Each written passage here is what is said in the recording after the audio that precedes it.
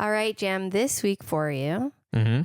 I have compiled a list of great questions from Reddit Mm-hmm. because it's too close in recording to the last time we recorded, so I didn't want to pester our listeners for too many more questions. Right.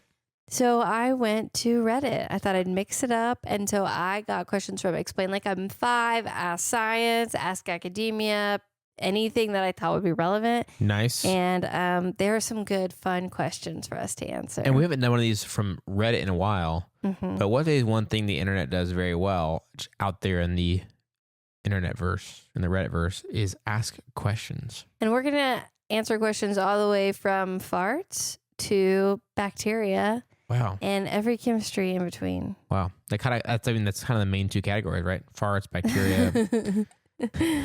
It's everything. Yeah. All encompass. All right, let's do it. Let's go.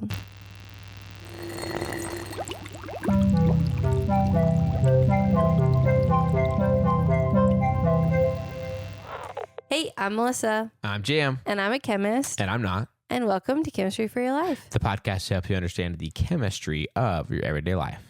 Bonus edition, Reddit edition. Reddit chemistry support. Yeah, chemistry support. Yeah. Yeah, we took some common chemistry questions from the internet. People need some support for the chemistry of their everyday life, and we got a chemistry support specialist here to help these fine folks.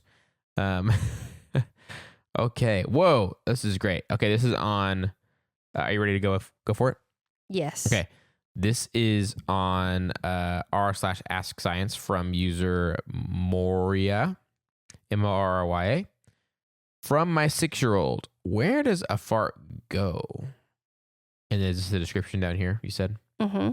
My 6-year-old asked why a fart stops smelling bad after a few minutes. And I told him it's because the gas molecules spread out until they're so spread out too thin for our noses to detect. But then he followed up with, so they keep flying away forever and ever in outer space?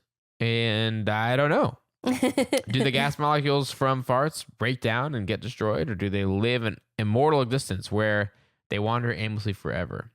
Okay, I think this is a great question.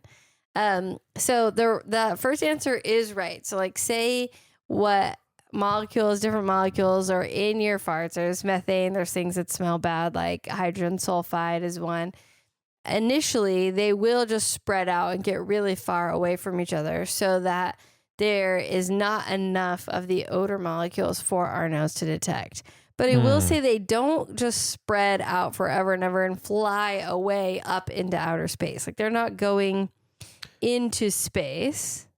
Right. Because they have to overcome our atmosphere and all kinds of things. But they do just move really far apart from one another within our atmosphere. Okay. So there would have to be too much of a concentration for our nose to detect them. But also, they'll react with other things. Like in the air, if they bump into other molecules that they can react with. For example, a lot of times oxygen.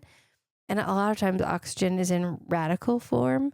So that could react with something that smells bad, or one radical could find another and they could form a bond together. So I wouldn't say they just go on forever and ever until they get to outer space. But they do move around until they react with something else. They don't just like necessarily break down. They'll typically react with other things. So that was a fun question. Yeah, interesting. Explain Like I'm 5. This is from user Kepler. Why are we okay to leave cookies and candy, etc., out in the open for days when they contain all the sugars and nutrients that bacteria would love to grow on, like milk? Okay, so they're missing something key that milk has that there's not in sugar and candy, and that is water. You need water, one, for things to move around in and, for like interact with, but bacteria need water to survive. And if you have something that's lacking water, whenever a cell comes into contact with that thing, the water will get absorbed from the cell into the water source very quickly through osmosis. So the sugar could actually even dehydrate some bacteria. Like the concentration of dry salt or sugar could dehydrate the bacteria. And so, I mean, like, if you think about it, not just cookies or candy have sugar that bacteria would love to grow on, but like potato chips. Bacteria would love to grow on potato chips, but they're so salty that's why salt works as a preservation method for food. So, but they also need water to grow, and milk has a lot of that in addition to everything else that's great in it. Interesting. Yeah, I hadn't really like wondered that. I don't know if I would have picked up on the water part. I think I would have thought something about it being cooked, baked, whatever. And I would have been almost on my way there. It's like, oh, well, yeah, it was wet. And then it was... When it's cooked and baked, you lose a lot of the water content. But the same thing's not true when you cook or bake, like mashed potatoes. You know, mashed potatoes, they're still wet. And so they still have everything that bacteria wants to thrive on. A lot of things that you put into the fridge are things that still have a high enough moisture content. You don't typically put dry stuff in the fridge. So it's the same reason why you can leave a sourdough starter, right? Like that is going to grow bacteria, but bread, which is the same thing, is not, is because it doesn't have, it's missing one key part there is the water. Right. But if you did really want your cookies to boil faster, you could just spray them with water. Yeah. And that's why putting things in a lot of times plastic bags. So like if you put bread in a plastic bag and steal it, it traps the moisture in.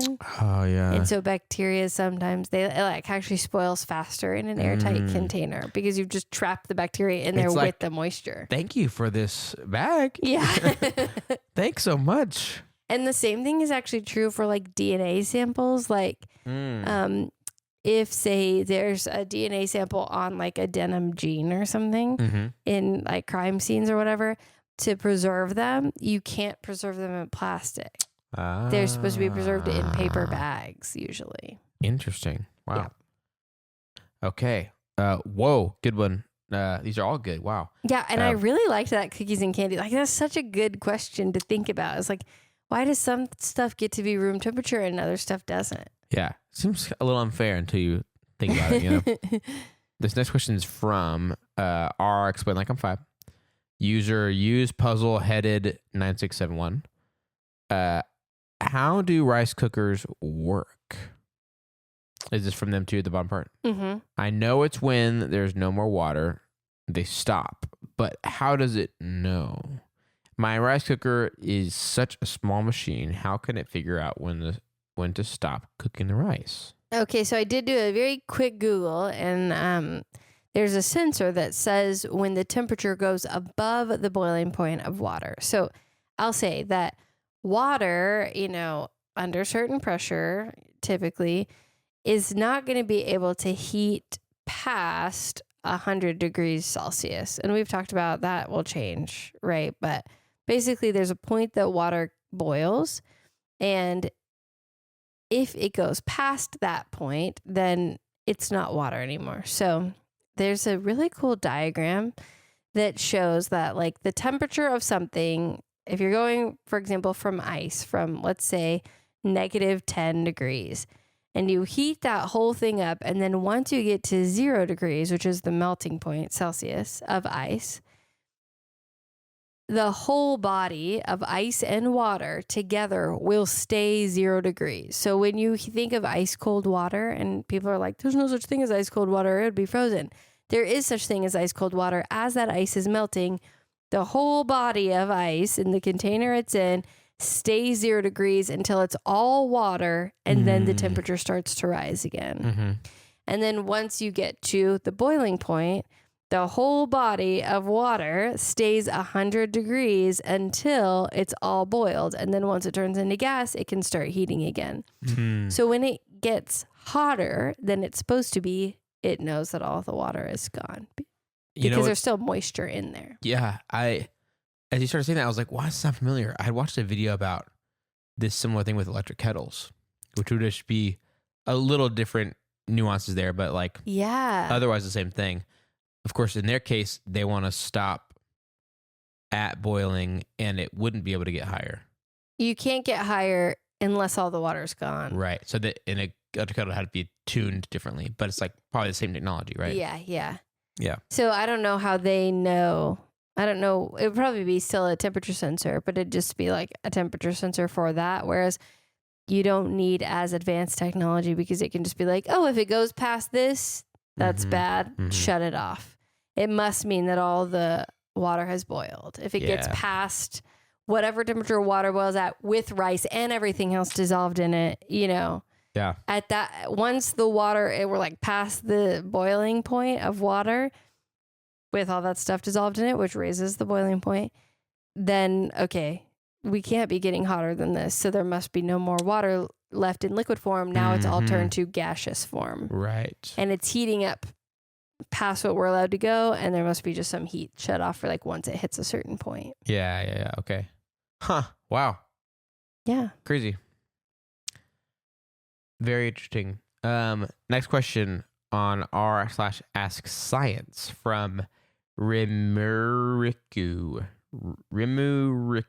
I love Reddit usernames. How did opening a bottle freeze the contents?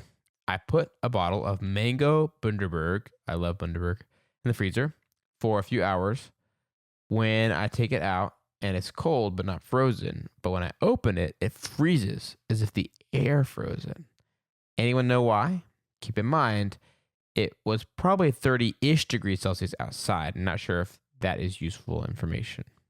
Okay, here's what is happening. Okay. And this is a great follow-up to what we talked about last week about like, there is a melting point of things, but there's not a freezing point of things because freezing is harder to do because you have to like line everything up just right. The crystals have to form or the solid has to like basically get close enough. And so you can have super cooled liquids that are below the freezing point, quote unquote, that have not frozen yet because there's nothing that will allow them to freeze. So they haven't found one another and lined up just right yet. And so if you give them something to latch onto, also called a nucleation site, a point where a bunch of atoms meet up, then it initiates the freezing process, like where now they have something to line up on and they'll line up on that thing and then immediately everything will fall into place after them. And so we do this in organic chemistry. If you dissolve something in solution and then you start to cool back down, but it's not forming a solid, you can actually scrape the side of like the flask that it's in. And that gives a place for the first molecule to be like, oh, here's something to latch onto, or first impurity to latch onto, or like rough surface area. And then it finding a space, the atoms around it will then latch on, or molecules, and then the molecules around those will latch on. And then it like is a chain reaction, like domino effect. All of the molecules fall into place into the solid pattern that they need to go into to be a solid. And that's also what happens with snowflakes is they find an impurity or a piece of dust and they're like, oh, the water molecule that's really cold now is going to latch on here and be in its solid state here. And then other water molecules are going to bump into it and they're going to be like, oh, I could stay here. And so same thing is basically happening where when it's in that bottle, it's such a clean, pure environment. I'm guessing, is it a glass bottle? Is Bundaberg usually sold in a glass bottle? I think so, yeah. It's such a clean, pure environment. They probably sterilize it. So there's nothing there except the smooth inside of the glass. And then when you open it, dust from the air or some little bit of an impurity will touch the surface and then it freezes. Huh. Yeah. Wow. Cool. I forgot about that. All that stuff that was so fascinating with the snowflakes. We hadn't talked about that in a while. Yeah. But in this case, we had talked about this at one point, and I think did I send you that video that I did of this one point, like a bottle of water? And then you when you shook it, yeah, I think so. Yeah. I was able to show one of my kids at that moment. Like I pulled one out of the fridge, and I just had this feeling like I think this is gonna work. I think this was cold enough at the very back of the fridge, kind of thing. And it totally worked. But in this case, I could see that being very odd, just opening it and it feeling like. I had some Topo Chicos that did that same thing. Yeah. It was during the Texas Great Freeze. And I guess it was just so cold in our fridge that was in the garage. Like the air it was pulling in is colder than normal. that we would take them and open them, and then they would freeze as soon as we open them, and it would like be from the top down as if the air froze it same way. And so I've had a lot of time to think about why that was happening, and that was what I came up with. Interesting. Okay, this next one is from our Explain It Like I'm 5, or our Explain Like I'm 5, sorry, from user Muniz Fire. How is Castile soap, which is made almost exclusively out of oils, not oily and very soapy? All soap is made out of oils. All soap is made out of oils or some kind of fat. And basically, this reaction called saponification happens where a lot of times at the end of those oils, there can be a carboxylic acid, or if there's not one, I guess you can react and make one. But if you then add that so it's an acid, and then you add it to a strong base, and basically that base will take away a hydrogen atom, and suddenly your acid gave up this hydrogen atom, became negative. So it gave up something positive to the base, and it became negative. And that means that it now has on one side this long chain of fats that can interact with soap or interact with oils. And then on the other side, a negative, very polar, which we talked about in the last episode, side that can interact with water that is also polar. So it's got a side that likes soap. Nope, I said that again. A side that likes oil and a side that likes water. And if you want to learn more about then how that works, you can listen to our very first episode ever. But be nice to us because we sound really different. Yeah. This is the beginning. It was scary back then. Yeah. Yeah. What is the word Castile soap? Like, what is that? I think it's just a specific type. I don't know if it comes from a specific type of oil. Like a certain recipe that's like a homemade, old school. Or I know there's like a Dr. Bronner, they call that Castile soap. But what is Castile soap? It's made from vegetable oil and doesn't contain animal fats. That's what Dr. Bronner's website says. Okay. So that's all I know. Okie doke. Okay. Last one. You ready? Ready. This is from r/Ph.D. from user Vitrosphere. Forgetting very basic chemistry as a chemistry PhD student. I was wondering if there are any chemistry PhD students, graduates, who realize that they forgot some really basic chemistry knowledge during their PhD. I'm ashamed to say that I realized I forgot a lot of basic knowledge like periodic trends and the background behind them. I also just momentarily mistook the ruthenium symbol, Ru, for rubidium. On the brighter side, I remember the more complex stuff I did in bachelor's quite well. I was wondering if anyone has been through or is going through the same thing. It really does affect me quite a lot as it makes me feel quite incompetent. Yes. This is super normal.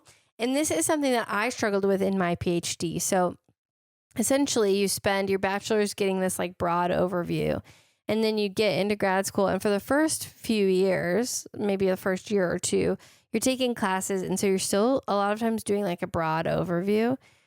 But then as you get more and more into your classes and your research, you're going to start to narrow in on like the one thing that you research, and you're going to learn everything about that. And you're going to think about that day in and day out, and you're never going to think about other things.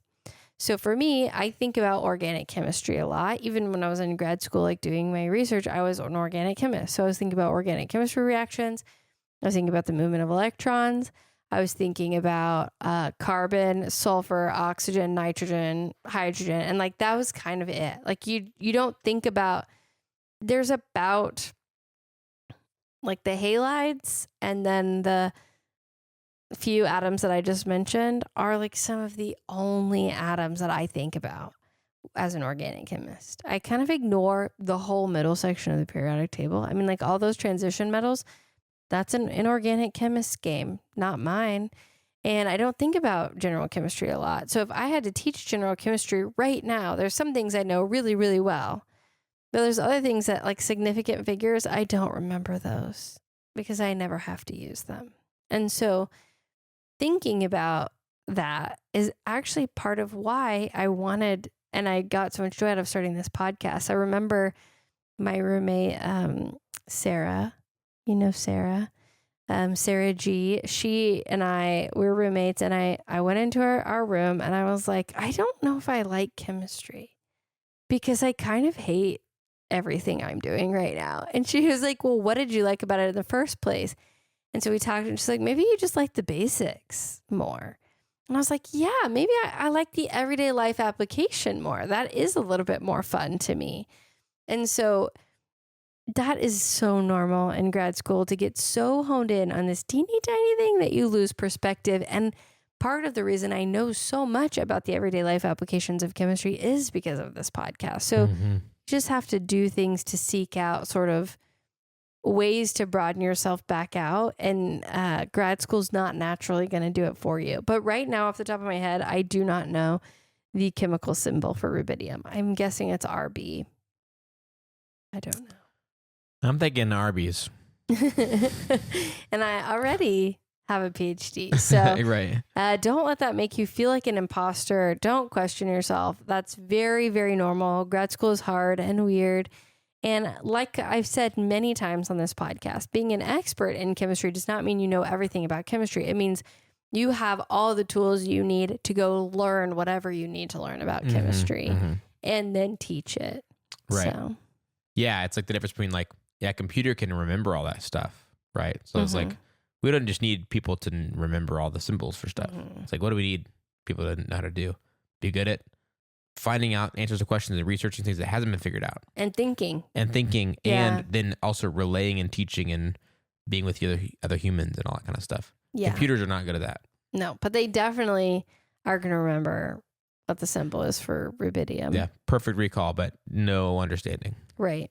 My favorite example of that is I have my students do an assignment where they ask AI to solve a chemistry question. Oh. And then they have to critique its answer.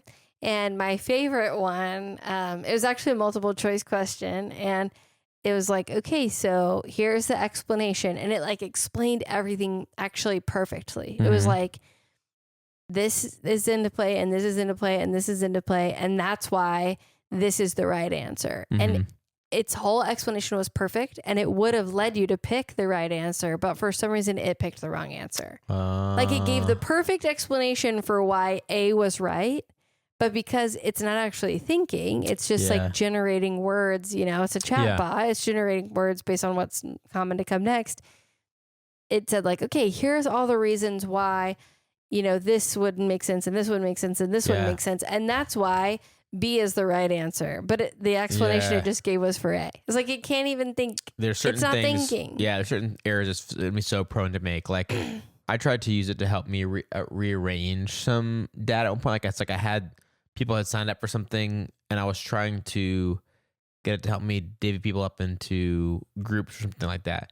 And it was just so easy for it to leave out some data. Yeah. You know, it was like, I forgot a person or whatever. But there's other things where it's just amazing at. Yeah. You know, it's like, oh, could you quickly edit this? Or like, I think I was a little verbose. Could you like kind of help me summarize this while keeping all the good info? Great at that. Yeah. I think it's a good tool, but what I think, and I tell my students this too, the challenge of this generation is not going to be like, can you find the information? It's going to be, can you tell what is a good source of information and think critically about the information you're getting? You'll be able to look up anything. Yeah. But can you think about it? So I give my students like charts and tables and graphs. I'm like, anything you want on the test, you could pretty much have.